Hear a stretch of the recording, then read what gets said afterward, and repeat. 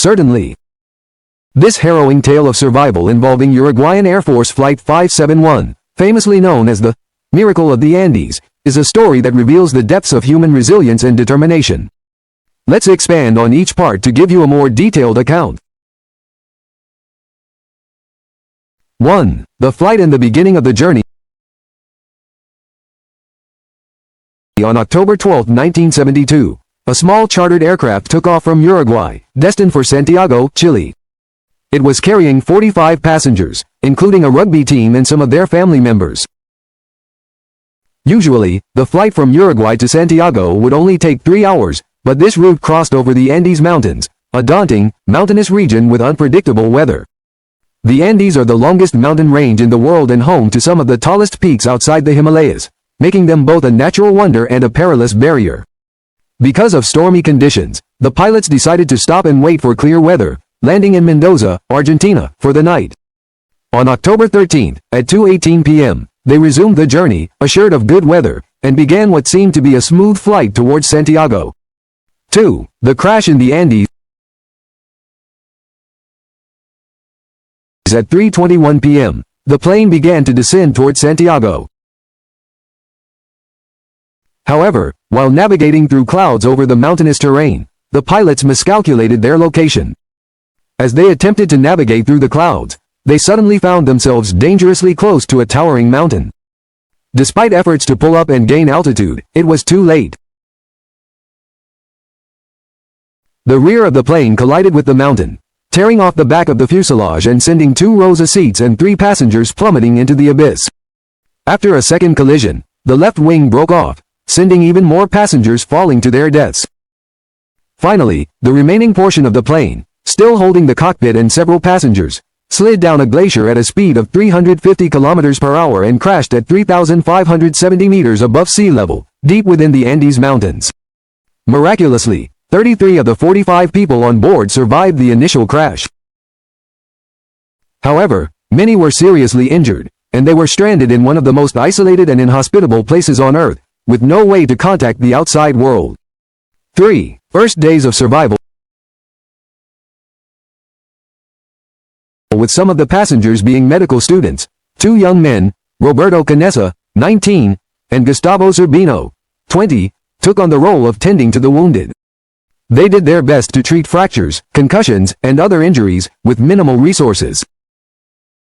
One of their friends, Fernando Parado, was in a coma from a skull fracture, but they continued to care for him.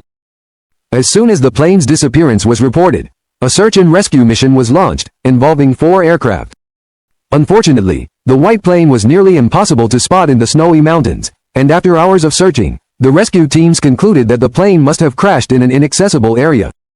4. First night and resourcefulness.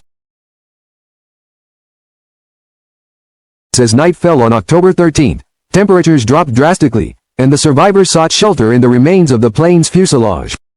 They used luggage, seat cushions, and snow to close off the back end of the plane, attempting to insulate themselves against the cold. Despite their efforts, 5 injured passengers succumbed to the freezing temperatures, reducing the number of survivors to 28. On October 14, more aircraft joined the search. The rescue teams were scouring the right region, but they couldn't spot the wreckage.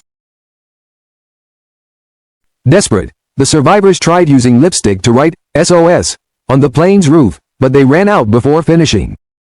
They attempted to make a cross from suitcases to signal passing aircraft, but these efforts failed as well. 5. Struggling for water and survival strategies.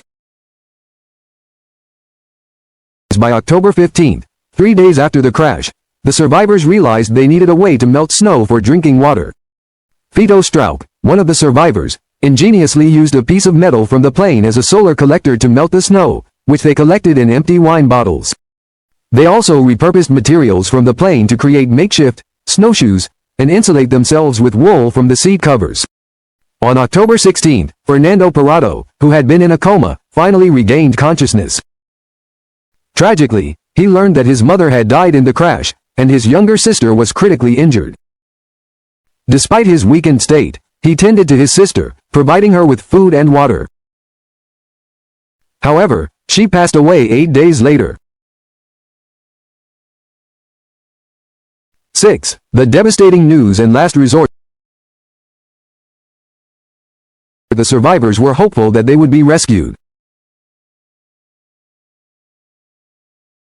But on October 21st, after 8 days of unsuccessful searches, the rescue teams called off the mission, declaring there was no realistic chance of finding anyone alive. The news reached the survivors through a transistor radio they had found among the wreckage. Roy Harley, an electronics enthusiast, managed to get the radio working, only to hear that the search for them had been abandoned. The news shattered their spirits, with some breaking down in despair. By this time, food supplies had been exhausted, reduced to small amounts of chocolate, dates, and peanuts. They tried to ration these meager supplies, but soon, even that was gone. Starvation loomed, and in their desperation, they made an unthinkable decision. To survive, they would consume the bodies of those who had died in the crash. Though it was a horrific choice, the survivors felt they had no other option. 7. Avalanche and final push for rescue. On October 29th, an avalanche struck their makeshift shelter, suffocating 8 more survivors and leaving only 19 alive. Though trapped under the snow, they dug themselves out after 2 days. At this point, it was clear that no one was coming to save them. They would need to find help themselves. By mid-November, with conditions slightly improving, 3 of the strongest survivors, Canessa, Parado, and Byzantine, decided to venture out to find help. They assumed they were close to Chile and prepared for a short hike, unaware that they were actually 89 kilometers away from civilization. 8. The trek through the Andes. On December 12th, exactly 2 months after the crash, Canessa and Parado continued west, traversing treacherous mountains with no climbing equipment or experience. They endured 30 degrees Celsius temperatures, thin oxygen, and the risk of snow blindness. After days of hiking, they reached a valley with a river. Following it, they finally spotted signs of life. On December 20th, after 9 days of walking, they encountered a Chilean farmer named Sergio Catalan across the river. Too exhausted to shout over the loud water, they wrote a note explaining their plight and threw it across the river. Sergio realized he was witnessing the survivors of the long-lost plane crash and set off on horseback to alert authorities. 9. Rescue and aftermath. Thanks to Catalan's efforts, the authorities in Santiago were informed, and a rescue operation was launched. On December 22nd, helicopters arrived to rescue the remaining survivors, who were finally brought to safety. The ordeal lasted 72 days, with only 16 of the 45 passengers surviving. This story of Flight 571 not only became known as the miracle of the Andes, but also a testament to human endurance.